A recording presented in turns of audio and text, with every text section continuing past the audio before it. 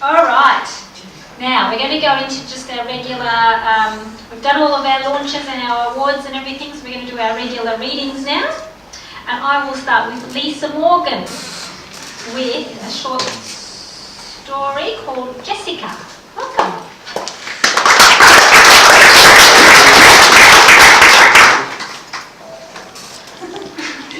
Thank you. This is Jessica. Jessica fights to eat her ice cream before it becomes a sticky rainbow in her hand as her daddy takes her for a walk down the pier. She doesn't like to watch when her daddy talks to other ladies, so she keeps her eyes on her ice cream, but she can still hear their words. "What a beautiful little girl you have. How old is she?" "Thank you. Just 6. You must both be enjoying the beach with your family." "Yes, but sadly her mother isn't around these days. I'm so sorry. It must be hard raising her on your own." The lady reaches out to touch his arm and he makes no move to stop her. If anything, he moves closer to her. Jessica stops sucking the bottom of her leaking cone to see her daddy smile and the lady blush. "You have no idea." Jessica once tried to interrupt him and fix his naughty lies. They'd been at the park and he'd cut her off by pressing her face against his leg to muffle her voice. It's better to be quiet because it's happier when he talks to the ladies. But this time her mother is nearby. Jessica glances up to see her on the beach, sitting by herself, watching her and watching her daddy. She looks like an actress from the old movies her grandmother likes. She wears a dark blue and white polka dot swimsuit with a thick strap around her neck. The big straw hat is planted on her Sleeping Beauty hair.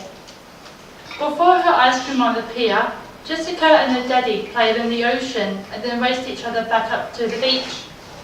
Jessica had grand plans to tell her mother about her cannonballs off her daddy's shoulders, but she forgot her words when her mother's blank face, so she pretended she ran in such a rush just to dry off. Jessica had grinned as her daddy shook her wet hands over her mother's legs, sending little droplets of water on her skin. Her mother didn't find it funny, and she snatched a towel to cover her legs. "Oh, for God's sakes, do you mind?" The daddy leaned down to her mother's ear. Jessica didn't hear what he said, but her mother's words were clear. "Get lost." As they walked to get her ice cream, Jessica noticed her daddy's lips had formed a thin line, just like her mother's ruby red lips now, even though there were sparkling waves crashing between them. Her mother looks away and pulls her knees to her chest, pouring sand between her fingers. Jessica rubs her arm without thinking. It still burns a little from her mother twisting it this morning when Jessica woke her up. Her daddy said her mother had to come to the beach, but Jessica thinks they should have left her mother on the couch with a sore head, empty bottle and glass. Once Jessica sniffed the liquid when her mother filled a glass and then went to answer the front door.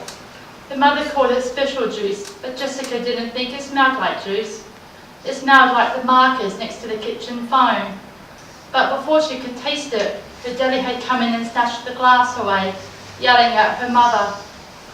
In the setting sun, they walked back to the beach. Jessica squeezes her daddy's hand and feels the returning pressure of his fingers. She has a growing feeling that her mother ignores her, but her daddy has said her mother loves her in her own special way.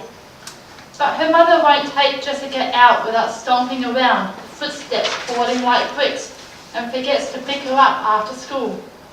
On those days, her daddy picks Jessica up and he buys her a Happy Meal and they listen to the radio. On the way home from the beach, the only sounds are her mother crying and her daddy. Thank you, Lisa. Now, just if anyone's wondering, I actually mixed up the order of where you put your name on the list, depending on what you're reading, so that it mixes up. So I'm now going to ask Carol Cook to come up.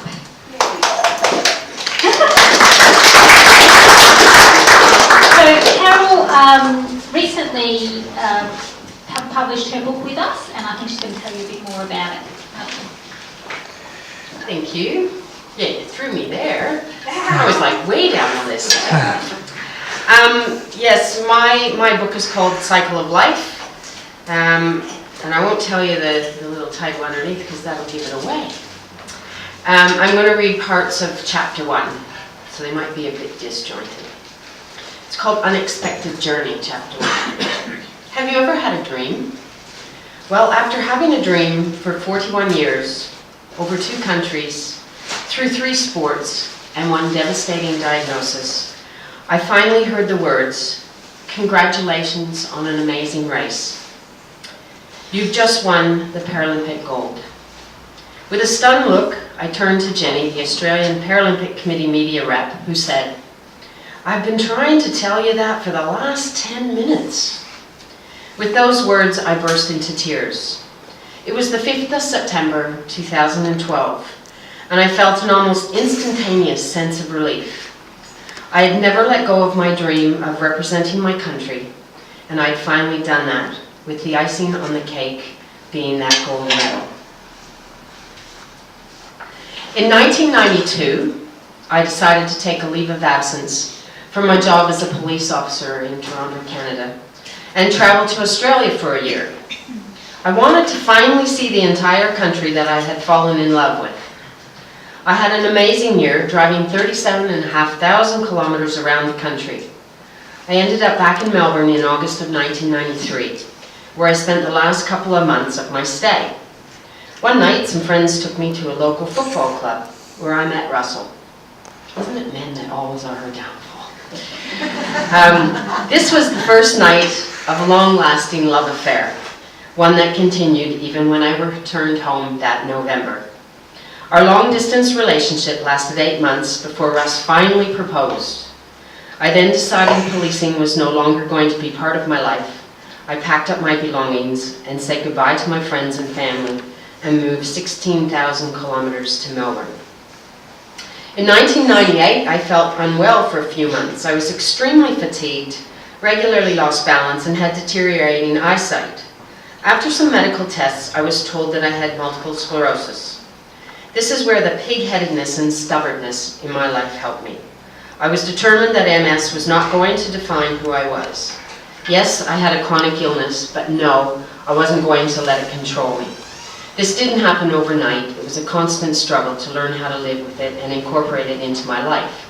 Not just my personal life, but my sporting and working lives as well. Now I'm going to jump a bit. I was invited to a Paralympic Talent Search Day at the Victorian Institute of Sport, located in Melbourne. So in December of 2005, I attended this event, and even though I was about 20 years older, was put through the same tests as the other attendees at the same pace. I felt old that day.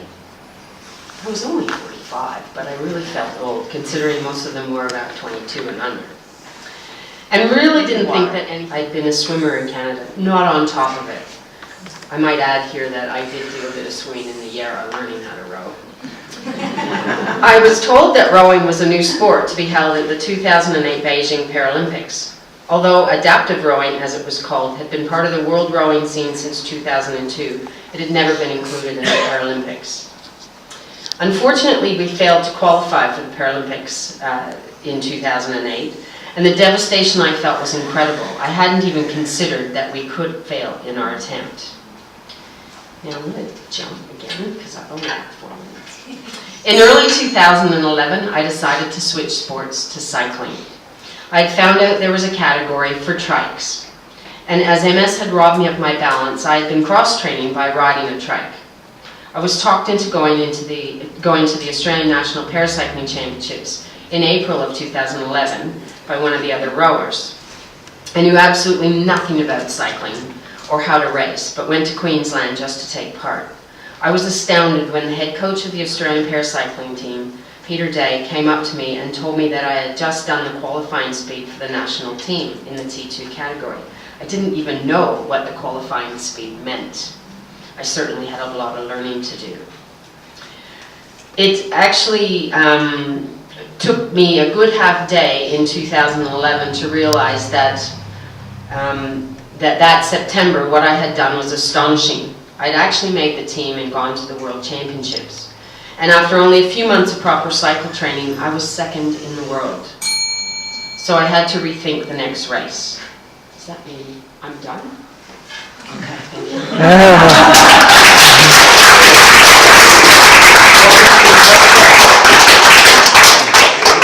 guys, I don't like having to limit your reading, but we've got quite a few, and that means that people will have to buy Carol's book to find out the rest of the story. Thank you, Carol.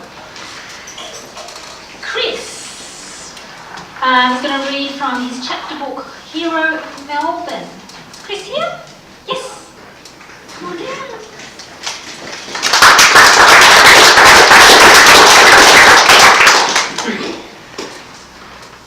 Thank you. The book's called Nudges from Grandfather. It's almost finished. So in September 2012, I was at the Wurundjeri Elders Council office at Abbotsford, here in Melbourne.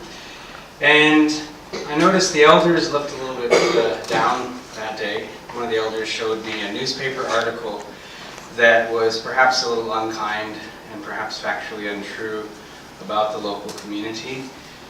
And reading that made me feel a little bit sad for them and with them. And the CEO of the council approached me and asked me if I knew any lawyers in Melbourne, because I came from a law background, but I had lived in Sydney before.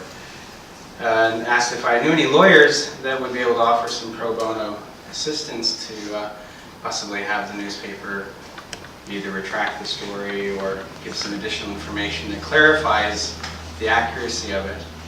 And I didn't know anyone, but I said, well, I'll say a prayer or two and have a think about it and see if I can ask some friends who might know someone.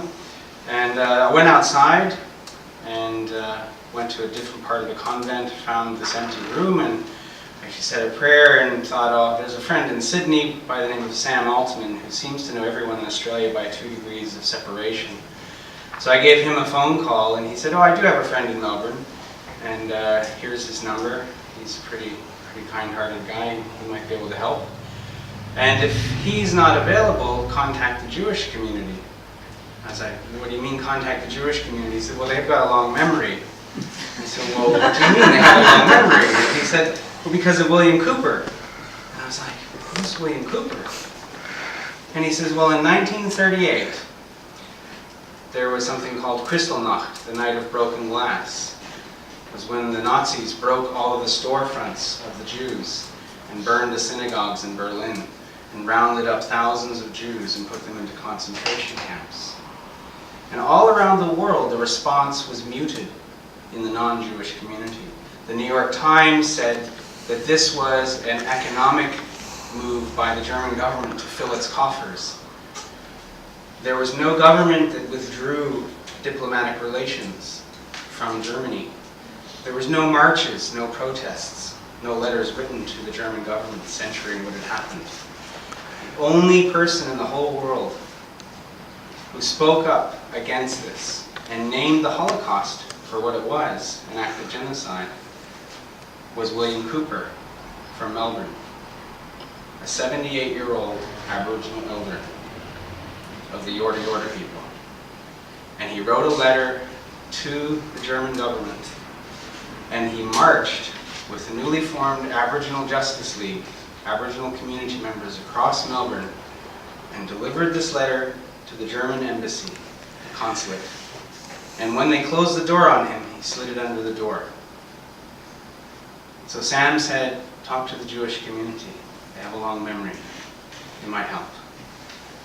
I was stunned by this story because, the only person in the world to name the Holocaust in the week after Kristallnacht, here from Melbourne, should be, something that, of course I knew William Cooper is, but I didn't know him. I felt so embarrassed. And the beautiful thing that happened next was, about 3 days later, Sam sent me a newspaper article advertising that the St. Kilda Synagogue here in Melbourne was having a jazz festival on Sukkot, one of their holy days, to honor William Cooper's family. And they hadn't had a chance in the 74 years. They wanted to honor William Cooper's family and were selling tickets as a fundraising. So he sent me this article. 3 days after I learned William Cooper, I'm able to go to the synagogue and meet his family. And lots of other beautiful things happened after that, but I'll stay within my 4 minutes. Thank you.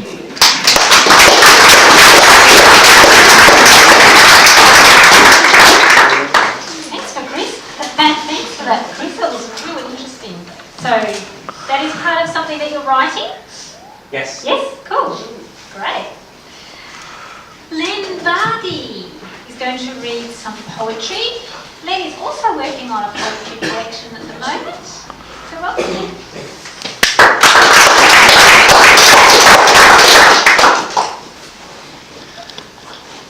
I reread this first poem this afternoon, and I have to say that I feel my words are somewhat inadequate. For Paris. Chaos surrounded, darkness enclosed. I ran, besieged by the blackness of evil.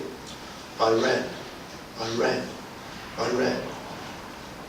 Beside me, others. Unnerved in panic, wreathed with fear, we ran. Madness.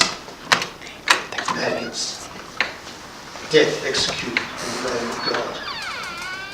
Oh God, such madness. Epiphany. My mind stilled, then my feet. And I stood, centered in my place of silence. I turned back, set fear aside. I turned back. My first step found another. Join me. My next step, another. And with my next step, yet another. Holding together, we face rejected terror.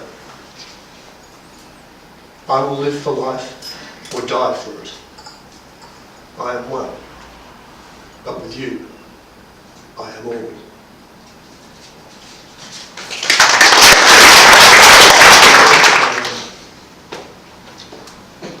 I'm just debating whether to give you the background to the poem or not. I think I will leave the background and just read it. It's called Sunlight. Sunlight diffused all endings, all beginnings, as she lay cradled within her bed. Days of yesterday softened, images past remembered, softly threading, pathways immured within all those days. Days of dreaming. The door she seeks is not yet found, held unseen inside her dreaming, embraced. Days of dreaming, sunlight streaming. Her face calm, softened in the glowing light, smiles. The goodbye held within her bed, accepted. Not sought, not yet found. Accepted. Sunlight streaming, days of dreaming.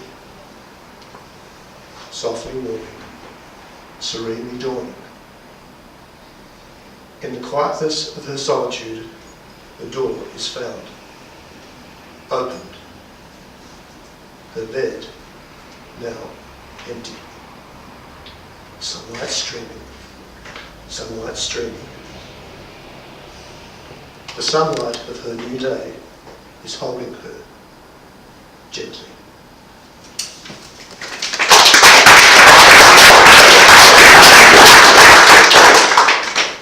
Excellent.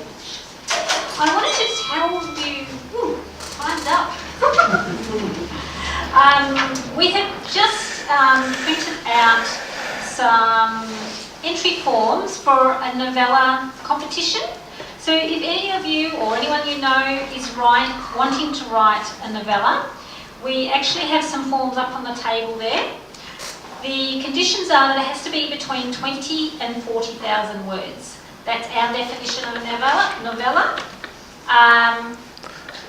There is last year's winner is actually up on the shelf. I actually had to move it because we had too much stuff here. So we've just launched that in the last week or so. So So if you want to have a look at that novella, it's called The Uncanny Love of Jimmy Panagakos. And we had an awesome launch up in Sydney last month with, I think we sold about 70 books at the launch at Glee Books in Sydney. So, entry forms there if anyone is interested. It opens on the 1st of December.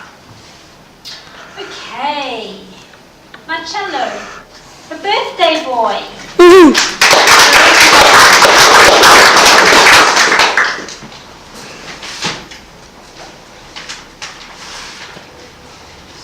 You might not believe this, but I am speechless actually.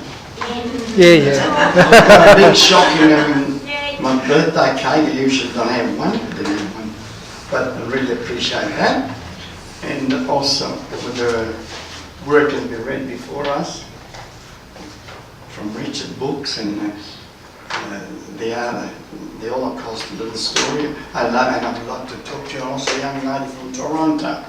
I'd like to talk to you after if I may, okay? And my wife said, why do you, and I think I said before, why are you going to Busybird tonight and not taking me out for dinner for your birthday? Not yet, there were 3 minutes in. I said, because that's what I want to be. And seeing you all here, I think it's self-explanatory why I'm here.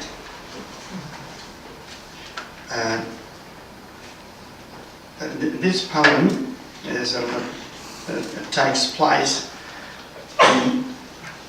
in the island where I was born, and only about 200 metres from a house where one of my young friends lived. Unfortunately, last week at just about the same time of the massacre in Paris, he was returning home on his motorbike in an accident and he died at 35. Yeah. I spoke with his father, who was the only child, and why I feel sad, because in April he was here for the opening of my exhibition with his father. So this is for Robert, even though, and it's a collection of poems that's sort of been printed but not. Some of them have been written in Canada and some in Italy. And this is called Spellbound, and it's obviously from a woman's perspective. Through tall grass to the world's edge, I walk where coastline careens to a rested sea below, the volcano that hulk fuming against a torch-red sundown. I climb its black back, my feet on the edge of the world.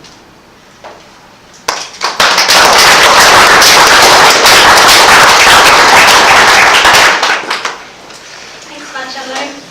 I don't really believe that you're speechless. Something else I'm very excited about, this has been a year in the making, is our Writer's Companion. So it is basically a diary with dates, like a normal diary, but it has a lot of writing resources. So it has writing prompts, different resources in terms of where you can get published, different ideas about how to help your writing. So that is for sale. That is also hot off the press. It arrived last night. They're $25, and we will be giving one away as the door prize tonight. So make sure you keep your little raffle ticket that you got when you came in. If you didn't get a raffle ticket, go and see Melissa up the back. Is Les here, or did he go out with the dog? The dog's here. But then you've got staff that will do all sorts of things. Susie. Susie is here? Yes. Susie is going to read a funny story. Welcome, Susie.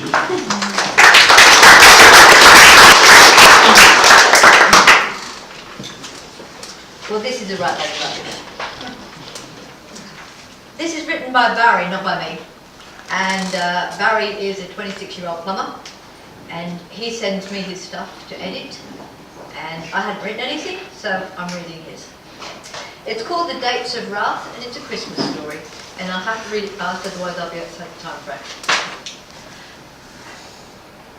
Now, like most blokes, I can forget a birthday, an anniversary, and even what I did last night. But some things are engraved in that little nugget Sherry lovingly describes as my brain, and one of those is the 25th of September, because that's when I saw the first Santa display in a shop window this year.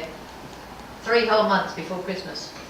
There we were, shopping for a new outdoor table, because the old one was held together with rusty cobwebs, and we were getting ready for the first barbecue of the season, but I hadn't realised that that season was Christmas already.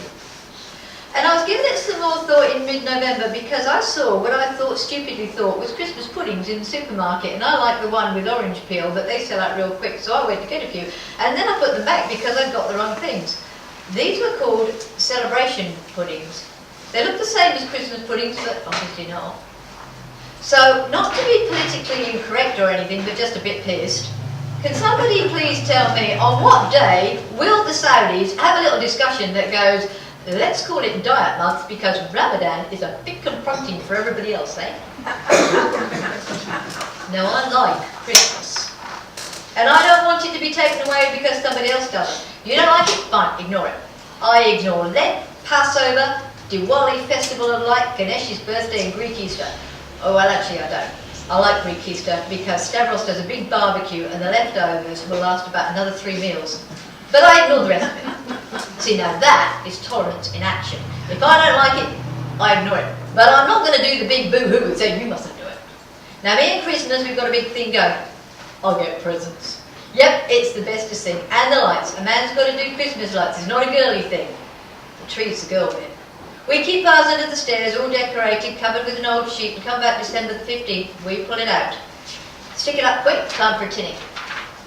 Okay, now I've finished my tinny and I'm ready to put up Christmas lights. Well, I would be, but my mate Krabs has just come over, and it's not polite not to offer him a drop of the old amber and then he can't have one on his own, so I better have another one. Putting the world to right takes a bit of time, so a few brews later, getting a bit dark, Krabs is thinking going, and I say, right, time I put up the lights then. What, your Christmas lights? Now? Best time to do it. Getting dark, be able to see if they're working properly. That's a good idea. I didn't know you had it in you. I can help them. I'm good at lights. Krabs smiles. So I get out the ladder, and Krabs gets out the way, and I got the lights wrapped round my neck, and I'm climbing up the ladder, and I need both hands. Not for the first time. I wish we'd descended from the insects and not the apes, because let me just say that an extra pair of hands would come in really quite handy this minute. Hand me the duct tape. What for? Because it's the universal fixing instrument of choice for the... What the fuck, handyman? Okay, where to keep it? It's in the shed behind the washing line. Okay. Krabs waddles off and I'm there standing on my ladder with the light strung round my neck like some giant necklace, and because he takes an age and a half, I start wondering if this will all work. There's an on-off switch here somewhere. I have a bit of a search and there it is. Click. Nothing. Done. Try again. Nothing. Oh, look, there's a wire. What you did? Quick. Oh, bugger me, I'm blinded. My foot goes through the ladder rung, and next thing I know, I'm hanging upside down with my necklace of lights flashing around my neck, and I'm trying to work out how far it is between me and the concrete when I get grabbed by strong hands and the best words in the English language. It's all right, we got you. I can hear Krabs come out. What happened? He fell off the ladder. You shouldn't climb a ladder without a mate to hold it. I can see 2 blokes and they're pulling me off and standing the ladder back up against the wall. What are you doing, man? Putting up your Christmas lights. In the dark? That's so you can see if they work, says the other bloke. See, he gets it. Let me help. I like Christmas lights. Next thing you know, he's off up my ladder and he's hoiking around the balustrading and the posts and the guttering, and his mates tossed him up the tape and they're all fixed in place with minimum yelling and pointing, and before long, we stand back to try them out. Go on, I say. You turn them on. You did all the work. You deserve it. And I hand the switch to the bloke what did all the work, and he switches them on. The front balcony light becomes a cascade of blue and silver lightning rain, and our faces light up in the reflections.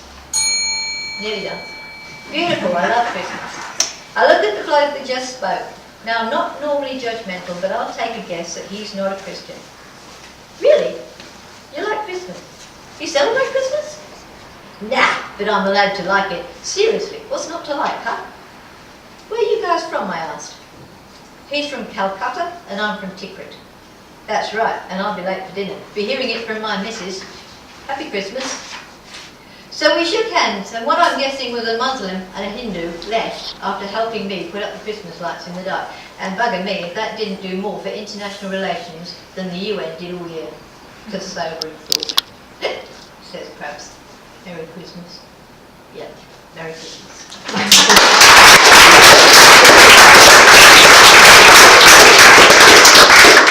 Thanks, Susan. Kevin, Rob, are you doing a piece tonight? Are you doing it, Rob? Yeah. I'm happy to. When would you like to do that? At the end? Was it on tomorrow? That's Okay. You guys you talk amongst yourself while we work it out. While we keep going. Belle is going to read a poem called Murder of Crows. Come on down.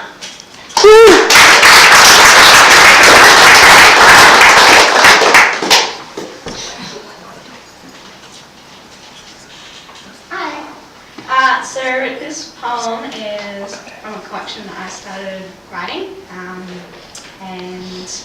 it was originally a novel, but I decided my novel wasn't good enough, so I decided to transfer it to a poem. Anyway, yeah.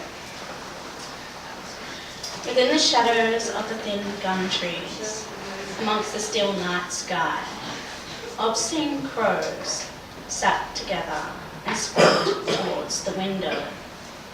Wings flapped restlessly as they watched the girl's father with their psychic yellow eyes.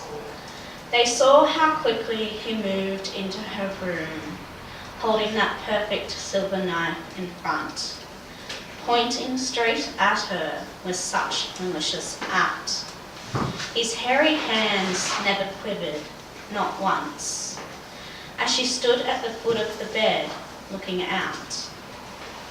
Before she could scream, he slashed at her throat, and although it was quick, the blade's coldness was felt through the lace of the girl's skin. Blood gushed from her neck down to her chest, before her body descended to the end of the bed. There she lay across the rose-patterned doona, staring up at her father's blurry figure. Although limp, her heart pounded, trying to escape the prison of her death. He too stared down, but he had no regret. Outside, the crows nestled amongst their murder, as the night hushed with a gentle breeze, and they watched with ease at the daughter who was slaughtered by her father's monster.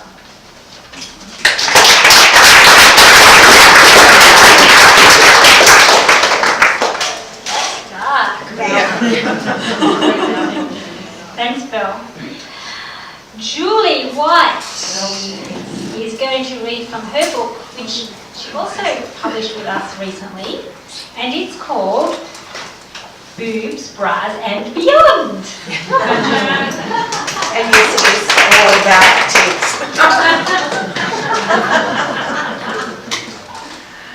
Yeah, okay. I'm going to read a bit from the chapter Be Careful What You Wish For. I was a girl who was wanting boobs and ended up being nice kid in school to get them. And then they forgot to stop crying. At school I had my two very best friends, Jenny and Sue. Jenny was a very well-developed girl in every sense of the word compared to me. She came from an educated and modern family, at least in my eyes, different from my old-style country family. She was only 10 and in grade 6 when she entered into womanhood. She was the first in class to need and get a bra. Jenny was not that happy about all of this and was quite overwhelmed when her mother announced that she needed one. In Jenny's eyes, she just wanted to be like everyone else and insisted that she didn't require one. However, after a trip with her mum to the Maya bra department, her insistence was unfounded, and following her fitting, she came home with bras in hand. Then there was my friend Sue. She and I sat together at our old desk, complete with inkwells in the front row of grade 6. We figured we could fly under the radar there. No one expected the front row kids to get up to any mischief. Not that we were particularly naughty kids, but we were, to many people's annoyance, the two chattiest kids in class. Keeping quiet was something we just never did at all. Sue was soon to take Jenny's lead, and it wasn't long till she too had developed, and Sue didn't have to ask her for a bra either. One Saturday morning, after her usual tennis game, her mother picked her up, without saying a word, drove straight to the local supermarket. Sue waited in the car whilst her mother Shirley went in and to do her shopping. But when she returned to the car, that she was only carrying a small paper bag that she casually handed to Sue. "This is for you. You need it." And as she handed the suit bag over, there was full of her bra. Sue carefully opened the brown paper bar and was rather surprised to find a small box that contained her very first Playtex bra. You know, that cross your heart, they didn't separate one. Oh, if my life could only be that easy, I thought to myself when Sue told me. I looked down yet again at my flat chest and sighed yet again. There was just nothing there. Sue took growing up all in her stride. She had an older sister, so she was more aware of what was going to happen than me. Like me, Sue wanted boobs, and like me, she held a secret fear that they might just overgrow and end up looking like my grandma Edna's. In Sue's words, "Your grandma Edna always looked like she had 2 giant basketballs hanging from her chest," and she was right. I had a great idea that I thought would get me through till my boobs did appear, and that was to get a training bra. At least it was called a bra, even if it was flat. A couple of the girls in school had them. I was so jealous, even though they might not have breasts, but they had a bra. But no, Mother wasn't having it. She considered that to be just a total waste of money. So breast and braless I remained. I studied my chest in the mirror on a very regular basis, but to no avail. I looked front on, I looked side on, then the other side, and as much as I wished there was some development, there just wasn't. My wishes were not coming to fruition, so I waited and waited, but each time it was the same, nothing. This one. The old saying goes, good things come to those that wait. Greater things come to those that get off their arse and do something about it. Waiting hadn't been working for me, so the proactive seemed to be the way to go. There was the exercise I'd heard about everyone talking about in school grant, so naturally I did hours upon hours of practice. It became a ritual every morning and every night, day in, day out. I'd be in the privacy of my room faithfully doing, I must improve my bust. I squeezed, I pressed, and I attempted to push anything from my chest cavity, but despite my enthusiasm, my efforts were in vain.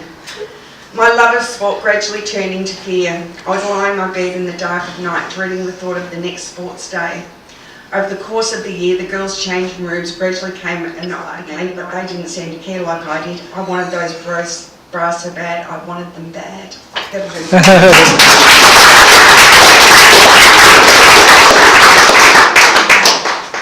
You guys are going to have to buy so many books. You're getting teased. Thank you for that, Julie. Have you guys decided what you're doing? Whenever you want us. Okay. One more and then you can be after that. Coral, would you like to come up? Coral's going to read a travel story from Tasmania. Now, Coral's going to tell you about her ebook. Yes. My Tassie travel memoir, The Edge of the World, was published this month. So if anyone's interested in checking it out, I've got some cards with the website on them, and you just go to the website and click on the book cover and it takes you straight there. Actually, it's a really good deal because it's you can download pages for nothing. And I've only just worked this out. It's about 40 pages or something for free. So that's a good way of checking out whether you're interested in paying the $6.98 for the rest of the book. What's it called? It's called The Edge of the World. If you go straight to Amazon, you'll have to type in travel memoir because you'll never find it otherwise. there are quite a lot at the edge of the world. Oh, I had no idea. It's a bit sad. And Busybird helped me with the book, with the maps and the cover. So this is just a little snippet from it. Latrobe is a town just out of Devonport, and it's almost a suburb really. So it's late afternoon at Latrobe, and the sign on the pub says vacancy $35. It's a bit rough looking, but for $35 I can handle it. I'm looking for a room for the night, I say to the man behind the bar. He looks at me as if I was specifically born to upset his day. He finishes serving beer to two men who look like that's the last thing they need, and comes back. $35, he says. I hand him the cash. Wait here. He disappears into a corridor and returns, frowning, and tends to the bar without looking at me.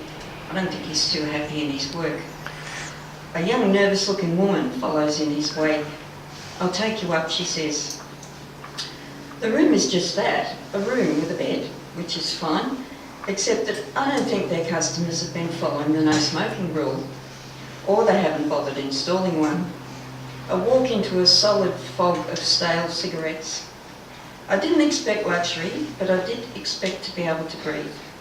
It's not much to ask after all, even for $35. The window is open very slightly, so at least I won't die of lack of oxygen. There should be enough to sustain me for a few hours. It's already dark as I venture out onto the street to look for something to eat. I'm usually anxious about bringing hot food into a hotel room because of the smell it might leave, but this of course does not apply tonight. It will just add to what's already there, maybe make an interesting mix. Chicken, a roast potato cooked who knows how long ago, and some watery peas make up my dinner. Watery gravy covers the lot. All is forgiven when I discover an electric blanket. I can handle anything as long as I'm warm. I relax into sleep, disturbed only by the odd whiff of grey ox and a very strange dream about a chimney sweep.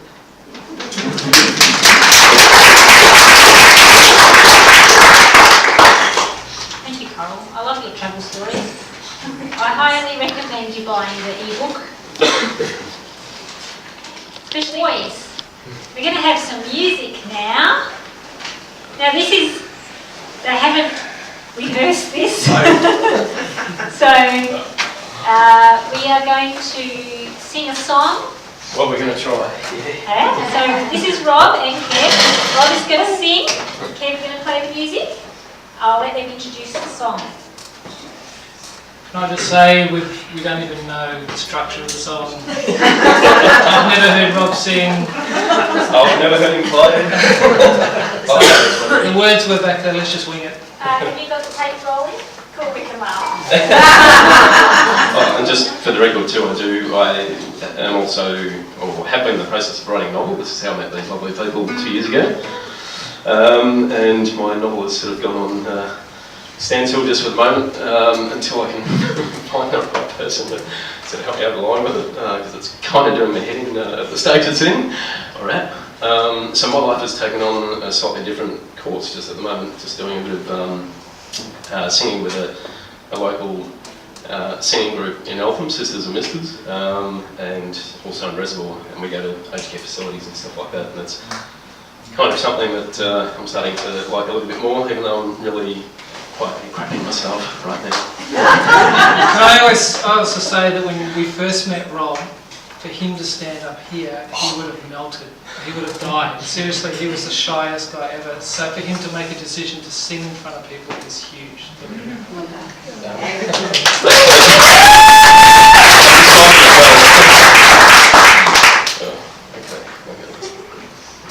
Try this. What are we singing? Oh, okay, sorry, yeah, that's probably important. Yeah. So it's in excess, Never Tear Us Apart. We're going to try.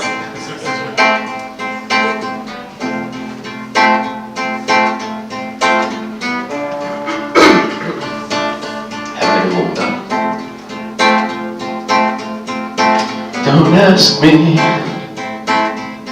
what you know is true. Don't have to tell you I love you, precious heart. I was standing, you were there. Two worlds collided, and they could never tear us apart.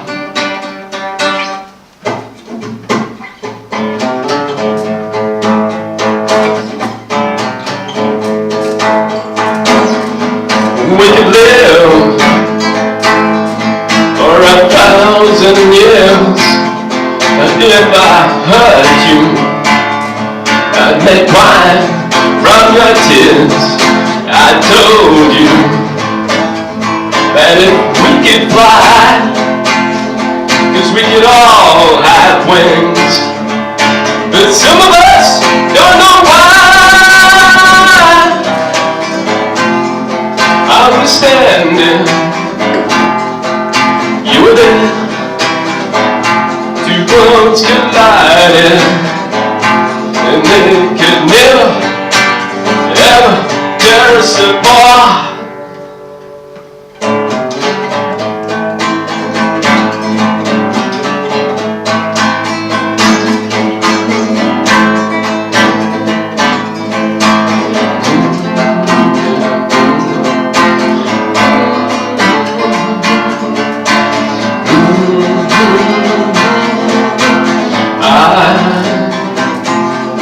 I was standing, you were there. Two worlds collided, and they could never tear us apart.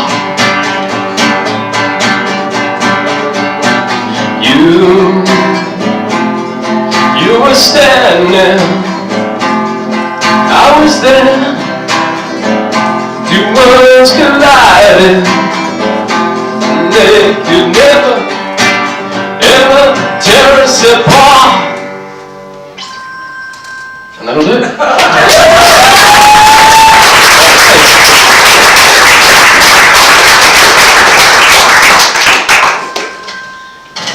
Now I'll go and shake while I'm sitting there. I'm already doing it. Thanks for your time.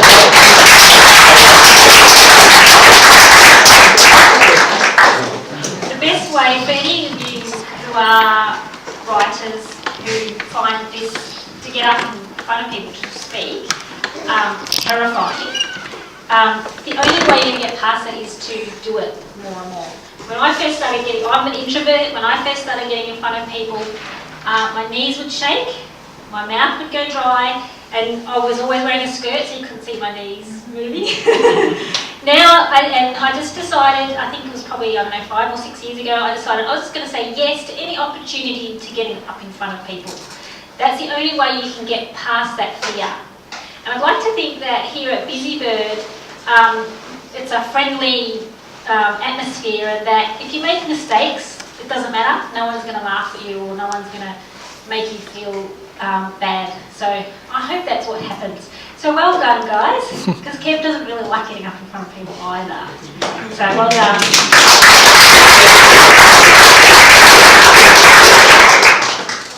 Now, welcome. Well, thank you. This is from my recent Raptures of the Deep. It's not published yet. I'm going to read first one off the bat. The title, short story, Raptures of the Deep.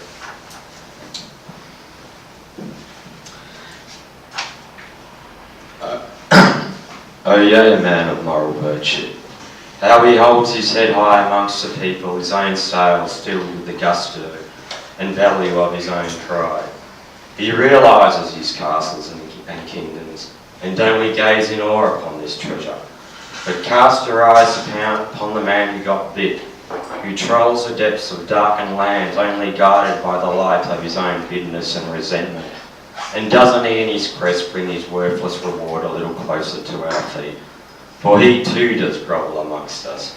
For his feast of fancy lies beyond the realm of day, and it dwells within the deep. It serenades sickness of heart and mind, and it possesses the pulse through veins, and it flows like rivers through the land. And don't we drink from this enchanted melody? Its grasp holds us tight to its mast, and we are ruined upon rocks even before we sail. And though his eyes stare from that place within, dwelt within chambers and cold fires, as expectations rise, hold the humility high. I'm going to go straight to a few of the best sequences in it. And they nerves be racked like branches from a tree. They do snap and break within a storm-ridden breeze. The piercing, prying eyes of paranoia, now don't they glance with entry tainted for? And I'll just get to the end. See how much time I've got there. Denial is a card of deceit, and once it is played upon the self, it is a losing bet, and this petty gamble be but a sham. The elixir of life is but many things. May at your table be the things that truly matter. He who seeks, let them find if goodwill is in their heart. For the paler shade, we will also find things that, which don't. Yeah, I'll ruin all that. Yeah, things for that which be the hunt of his own heart's desire. We lay claim to the light that shone in night's holy unholy hour. For pain will seek a pleasure he thinks is a delight. Wounded by a want, the kingdoms dish pleasure with the world. And though these hearts beat round his tomb, for it does have a pulse, which plays upon your living time. It reaches finalities, but still ventures forth. For let me hear the boatman's calling of that he wished to ferry.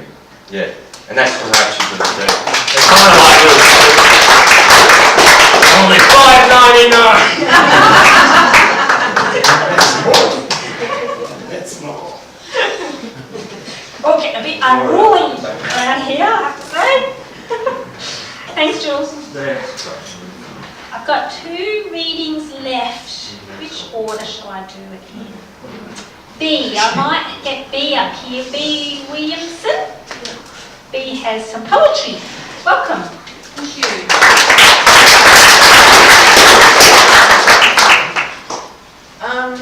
I got an essay published in the latest page 17, but I didn't want to read the essays on the speak for itself. But I'm doing a publication at the moment called Tormenting Soul, and this is Poetry collection? Yeah, poetry collection.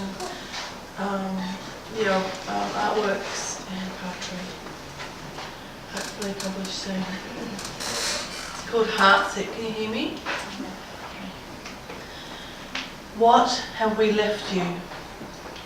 What have we left you with? A name of a place that means no place you've ever lived. And you've lived here for 40,000 years. I'm spinning my globe in my delicate European hand, and I'm not seeing your tribes, but they are there. In her arms you were held, not in pushers and prams. Silk stockings Bennelong loved, but the spear, fire and freedom got him in the end. When you declared a black line in Van Diemen's Land, what the fuck were you thinking? I'm sorry, I didn't realise property prices were more important than a black woman's life. Just give her to the sealers like Piccaninny, so she can watch her lover's hands be hacked off and drown below them between Flinders Mission and the mainland. As they danced in Sydney, the Irish convict and the native hunting man, First Nations curiosity and First Fleet sweet relief, to be off the boats, melted to joy in seeing land, seeing the warm, clean sand, smelling the eucalypt-infused fires. Yes, they danced, side by side, next to the open fire. Then curiosity transversed into fear. Women who had lived alongside in shared patches of land with other white settlers' households, with advice received well about food, native medicine and traditional customs and ways. But push came, alcohol wrestled people's heart, given rum to make them numb, apathetic and addicted, given white people clothes, given flour, sugar and tea. What was the joy of living in country, fishing on a riverbank, eating turtle on an open fire, a scent of lemon myrtle in the damper, sleeping under the stars, with paperbark shelters. We didn't try to understand, essentially resistant it seems to the native knowledge. And when this immigrant status woman first sees the First Nations of the Black Hills of Nebraska, wasted lives of violence, drugs, gangs and extreme poverty, the tears flow and I realise I have seen the same and felt the shame of the Indigenous peoples in Australia. White man's curse of disrespect from its invaders. Can't we both win? Respect has the formidable Maori, his dance, his tongue, his custom, ebbs and flows in the rivers, in his lifeblood. Why can't we all win? Some of the First Nations people are living in rags and destitute. To the reservations were made many promises. Over and over again I watch in horror as I see a mirrored world of my own homeland, that we did it in each successive generation. From Banks' beautiful flora drawings came ignorance, battle after battle, submission. And a pain so hard you could almost see Saturday, spit his teeth out, broken-hearted, just doesn't cut it. If I hear the Stone Age argument one more time, I'm going to throw up all over your fucking cauliflower cheese. What is this white people's Bible that says it is God's will, that says slavery was God's will, that somehow one people need dysentery, smallpox, alcohol, flushing toilets, and all will be fine? No, just give us our land and she'll be right, mate. And a bit of respect thrown in and she'll be just fine. Thank you.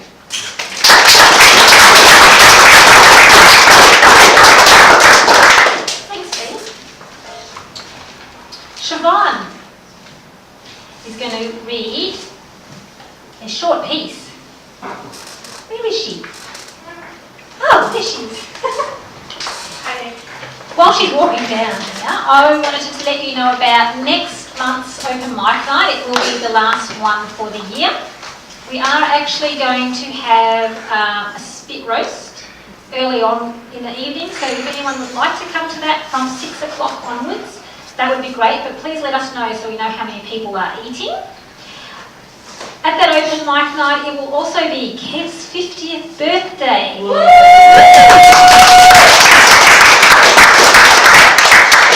And we will be announcing the winner of the Creative Fellowship. We have all of the entries in now, and we will be looking over those in the next few weeks. The prize is $500 cash, mentorship with all of Busybird people over the next year, as well as free workshops and use of our space for whatever it is that they are wanting to do. So that's our very first fellowship that we're offering to creative people. And so we will be announcing the winner of that on December 16th. Siobhan, come on.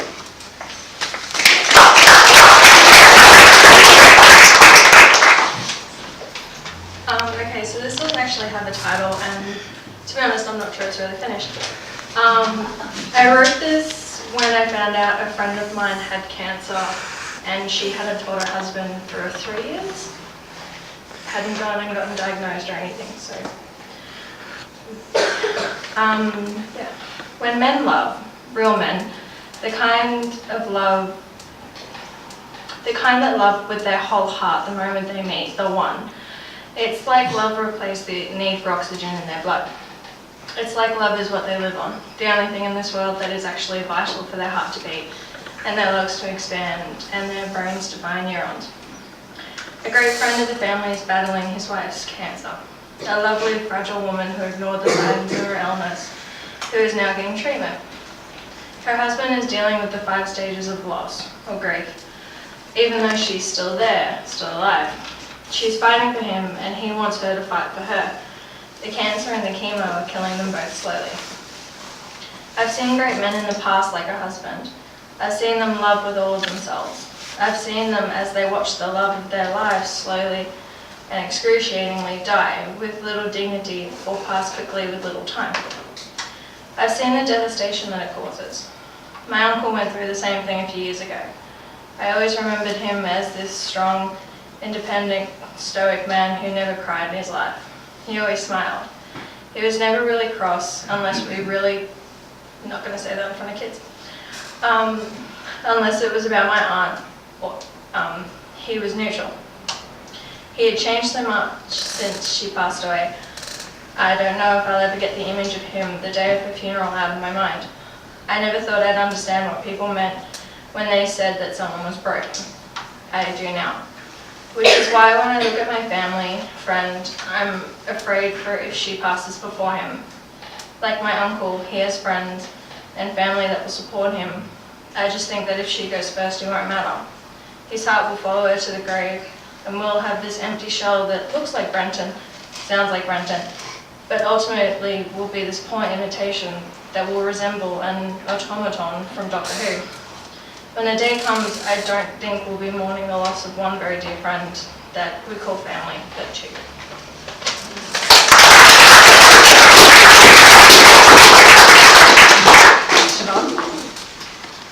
So, that was something else. It's very exciting to happen for Busybird. Was it this month or last month? I don't even know what month. Last month. Last month, maybe. We were finalists in the annual Business Awards. So thank you for anyone who may have voted for us. We didn't win, but we were top 3, so we were very excited. So yeah.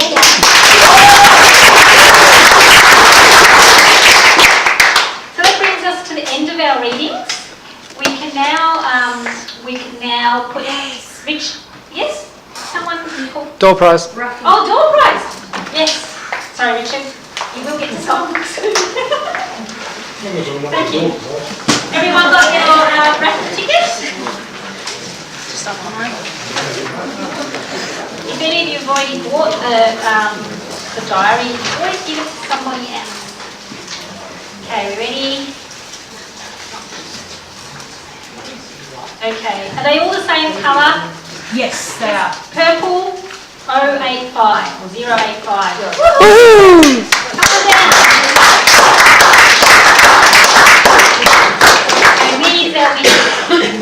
That's probably the first time my entire life I've lost them. This is very special. Thank you.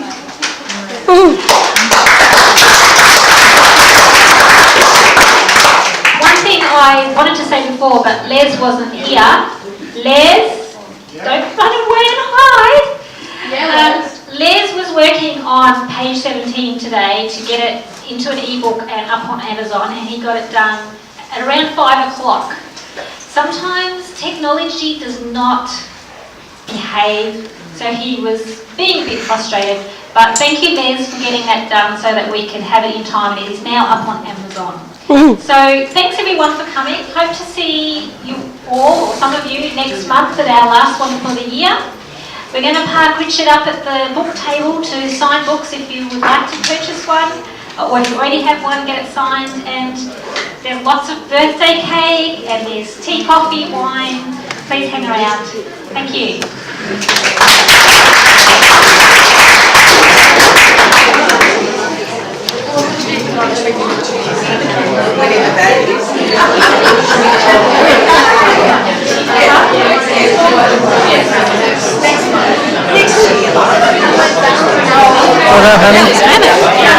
That's great. Thanks for coming. I'll be next. In fact, next month. Yeah. I might come back another time and you can give me any advice. I just first time I haven't been at anything for a long time. Yeah. You just got to get back into it. Yeah. Excuse me. Some feedback and yeah. Yeah, thank you. No, see you next month. Anyway.